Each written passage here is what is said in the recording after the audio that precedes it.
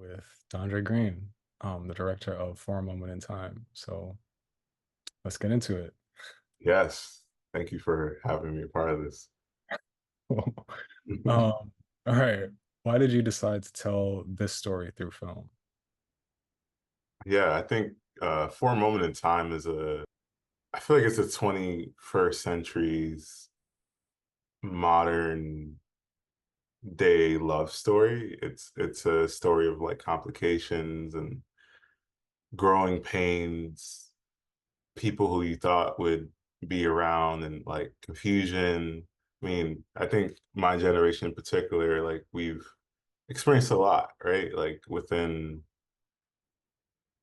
post graduation, college, high school, etc. And I think I wanted to like create a story that depicts some of the truths that we don't really talk about.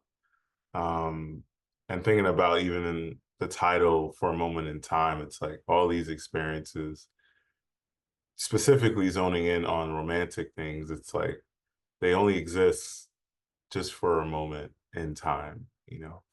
Um, And so I just wanted to bring it to motion picture. I love rom-coms, rom stories, love in general. It just feels like a full circle for me. So I'm just happy to have it finally in production and, you know, screening it privately. Yeah, definitely a beautiful outcome. The film starts with the end of a relationship rather than the beginning. Can you explain why you wanted to start there? Yeah, I think I just wanted to like first, I think, I was talking to you while, you helped me write it. It's like I wanted to provide context to like who are these characters? Why are we here? What are we watching? And I think, it's not a I don't want to spoil too much, but it's not your Cinderella story, right? Like so I wanted to put that, up and down the hills and valleys right there on screen within the first few minutes. And that's set through your beautiful keys that everyone really has loved. And um, I think that it's just important to like get to it as well. I didn't want to like fluff it up too much. Yeah, definitely fair and like definitely impactful to just start with that conversation and like get right to it. I think it's like it puts you right into a moment where you, as an audience, you can sort of like envision what could, it kind of leaves you wanting, like wondering, but in a good way, in the sense of like what happened before, and the story kind of tells itself as it moves forward. So, Right. Mm. That's so the second scene is Hakeem's poem. So, can you talk about the process of creating Hakeem's poem and filming the scene with the performance? yeah, the poem actually came before the actual film, and it was like I think experiencing the things I experienced, I created like voice notes just of like how I'm feeling and like what I'm going through, what I'm processing. And the poet in me had to find a way to like create these thoughts and make it summarize in a way that's like speaking to a place that people could really feel. Like, my voice notes are just raw, but like it just came to me and I just like I think it was a 1 day experience. And then from there, I just had it in the back pocket. I would just recite it to myself. It was like my manifesto. And then from there, like I was like, man, like if I create this film, this is gonna be a huge mountain within the film, and I knew it would fit. Um, and we that's one of my favorite parts in the film is the poem. And so like even filming for that particular thing, that's something we had to film numerous times just to get it right. It that came before the actual script, and then I weave the script around it essentially as time went on. Yeah, it's if anyone's familiar with your visual style, like of photography and just in general, like I feel like it's so unmistakably you. Like it's just like it's just like it's a complete Dondre product. So it's definitely one of the visually, it's one of the most impactful moments of the film, but just it's definitely like something that's in your visual canon forever. As like this is like seeing it in motion is really cool too. And it's a beautiful poem, of course. So yeah. Thank you, thank you. Yeah, I don't think a lot of people know I wrote that. Like they're like, yeah, I really like the poem, but yeah, I wrote it. All right. So how did you find inspiration for Amaya's character and writing from her point of view? Yeah, like relationships, dating. I think about Aja Monet's "Why My Love" poem, and it's like I wanted to be mindful because she says it in her song, in her poem, not to make it a battle of the sexes of the genders, right? Like I wanted to really create a space where both sides can feel seen. And I think through that, that's just like through natural conversation from, friends, things I'm hearing, try to not gather too much from the internet, but like real experiences. And I think also have people read it as well and like, you know, try to get their feelings on it as well. So I think it was like a combination of things I was feeling and things that I was hearing from friends and things that I kind of imagined and reimagined too.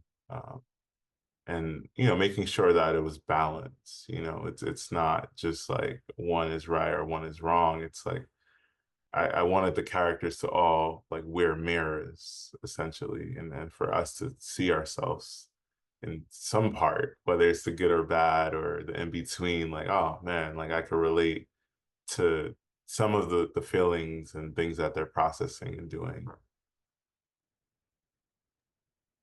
Yeah. Yeah, that's a great point. Like the characters are all very like nuanced and layered. So I think that really comes across. Um Mm. so what was the most challenging part of making this film, especially shooting it on iPhone? Yeah, I mean, working within like a production limited budget, I think that definitely presented its challenges in terms of, photo for the most part. And most of my career, I feel like I'm pretty a one-man band. I do the styling, I do the pre-production, location scouting, post, production editing, things like that. So going into a space where you're working with, I think the team might have been like 6 plus. I think communicating the vision, and making sure everyone understands every detail is like key. Because you can't really cheat it in that sense. And I think, the weather, I believe we filmed it towards the end of the year, and these days the weather is, hocus pocus. So it was a little challenging in that time, and then having to refilm like in the winter had just began. So there's a lot of components to it. Like I would also say, outside of the iPhone, I would say like translating the idea to on screen. Like there are things you see in your head, there are references that feel and make sense, but then on screen and on production, there are things that you probably don't account for. You kind of touched on this earlier, but what do you want this film to say about modern relationships? Yeah, I think it's really just to hold up a mirror. I think there is no relationships when they begin, when they're in conflict, or when they end, there is no right or wrong. They're experiences, right? And I think within relationships, they're really mirrors that show you, right? Like the spaces that you need to grow within or the spaces that you're doing well in or I think they leave you with a lot of reflection points and it's better to love than to not love at all and I want people to feel courageous to express like the whole point of the film and a lot of the writing kind of centers around like saying things that people aren't really saying these days, so I think that's my commentary on it, and people are gonna receive all kinds of things from it. That, and I'm interested in hearing what are they, talking about after it. What are they seeing? What are they um, downloading for themselves after watching the film?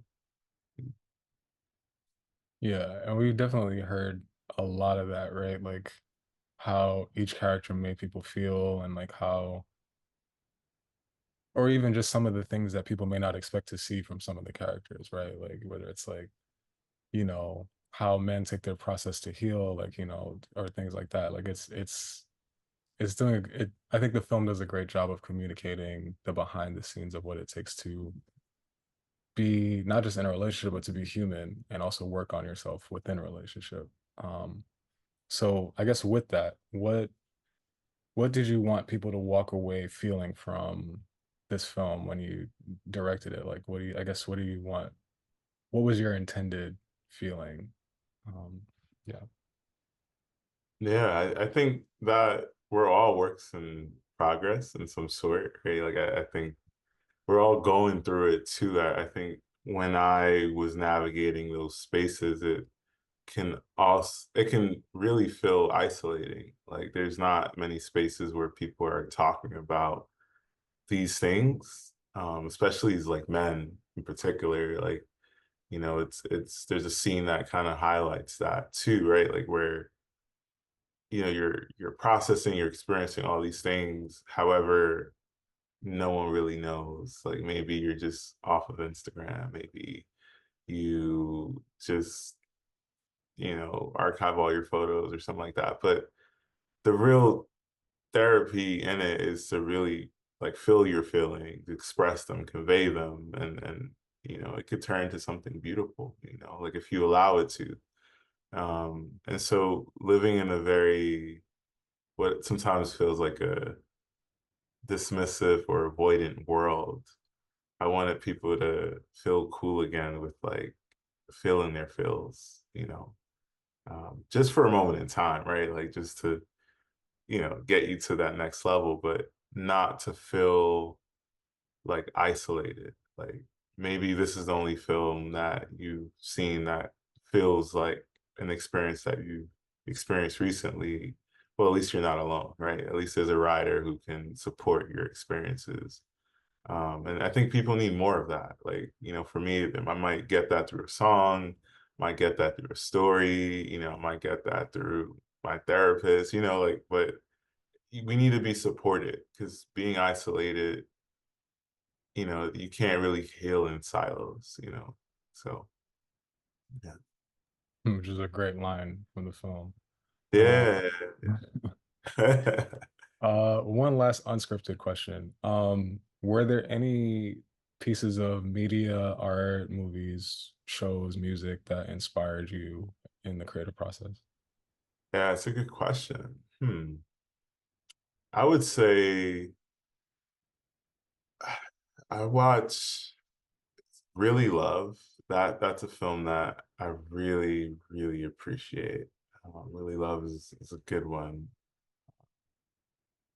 I what else?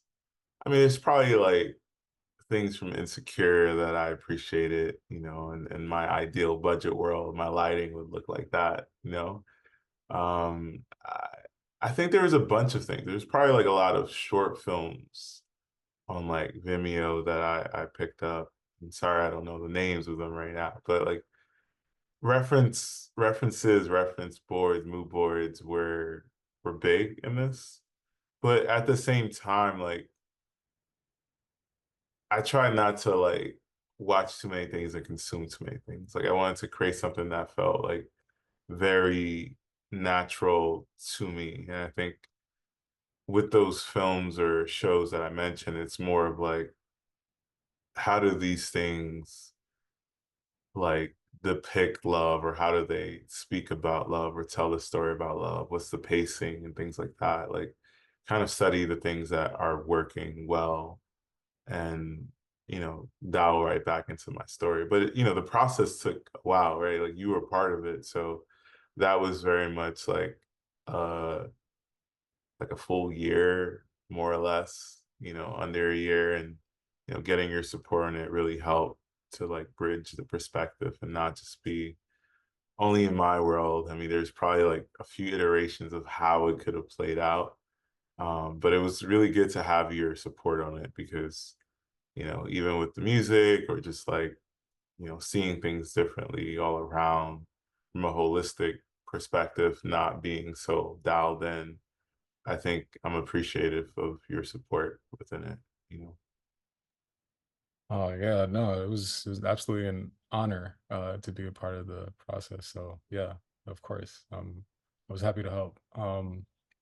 Yeah, with that, I guess that's a wrap on this particular Salem study. So thank you, Dondre. This was a great film.